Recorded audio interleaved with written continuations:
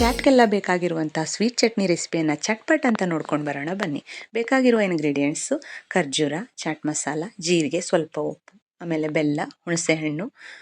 ಖರ್ಜೂರ ಮತ್ತು ಹುಣಸೆ ಹಣ್ಣನ್ನು ನೀರು ಹಾಕಿ ಸ್ವಲ್ಪ ಚೆನ್ನಾಗಿ ಬೇಯಿಸ್ಕೊಳ್ಳಿ.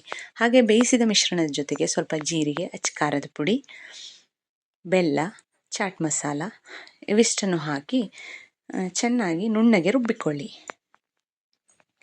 ಈ ರುಬ್ಬಿದ ಮಿಶ್ರಣನ ಒಂದು ಜಾಲರಿಗೆ ಹಾಕಿ ಚೆನ್ನಾಗಿ ಸೋಸಿಕೊಳ್ಳಿ. ಅಂದರೆ ಅದರಲ್ಲಿ ಹುಣಸೆ ಹಣ್ಣಲ್ಲಿ ಹಾಗೂ ಖರ್ಜೂರದಲ್ಲಿರುವಂತಹ ಯಾವುದಾದ್ರೂ ವೇಸ್ಟೇಜ್ಗಳಿರುತ್ತಲ್ಲ ಅದನ್ನೆಲ್ಲ ಜಾಲರಿಯಲ್ಲಿ ಹಾಕಿ ಸೋಸಿದಾಗ ನೀಟಾಗಿರುವಂತಹ ಪ್ಯೂರಿ ನಮಗೆ ಸಿಗತ್ತೆ.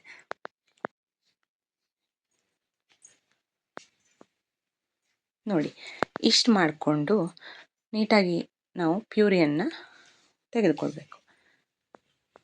ಈ ಸ್ಮೂತಾಗಿರೋ ಪ್ಯೂರಿಯನ್ನು ಒಂದು ಬಾಣಲೆಯನ್ನು ಒಲೆ ಮೇಲೆ ಇಟ್ಟು ಅದರೊಳಗೆ ಸ್ವಲ್ಪ ಜೀರಿಗೆ ಮತ್ತು ಎಣ್ಣೆ ಒಗ್ಗರಣೆ ಮಾಡಿಕೊಂಡು ಅದಕ್ಕೆ ಹಾಕಿ,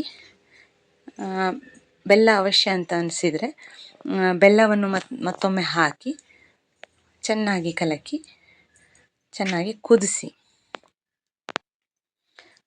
ಜೊತೆಯಲ್ಲಿ ಎಕ್ಸ್ಟ್ರಾ ಟೇಸ್ಟಿಗೋಸ್ಕರ 1-2 ಚಮಚ ಸಕ್ಕರೆಯನ್ನು ಆ್ಯಡ್ ಮಾಡಿ ಹಾಗೆ ಚೆನ್ನಾಗಿ ದಪ್ಪಗಾಗುವವರೆಗೆ ಕುದಿಸಿಕೊಂಡ್ರೆ ನಂತರ ತಣಿಯಲು ಬಿಟ್ಟು ಅದನ್ನೊಂದು ಗಾಜಿನ ಭರಣಿಯಲ್ಲಿ ಶೇಖರಿಸಿಟ್ಕೊಂಡ್ರೆ ಚಾಟ್ಗಳಿಗೆಲ್ಲ ಬಳಸುವಂತಹ ಖರ್ಜೂರ ಮತ್ತು ಇಮ್ಲಿ ಚಟ್ನಿ ರೆಡಿಯಾಗಿದೆ.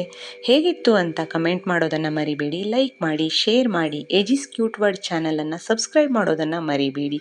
ಮುಂದಿನ ವಿಡಿಯೋದಲ್ಲಿ ಮತ್ತೆ ಸಿಗೋಣ. ಅಲ್ಲಿವರೆಗೆ ಧನ್ಯವಾದಗಳು.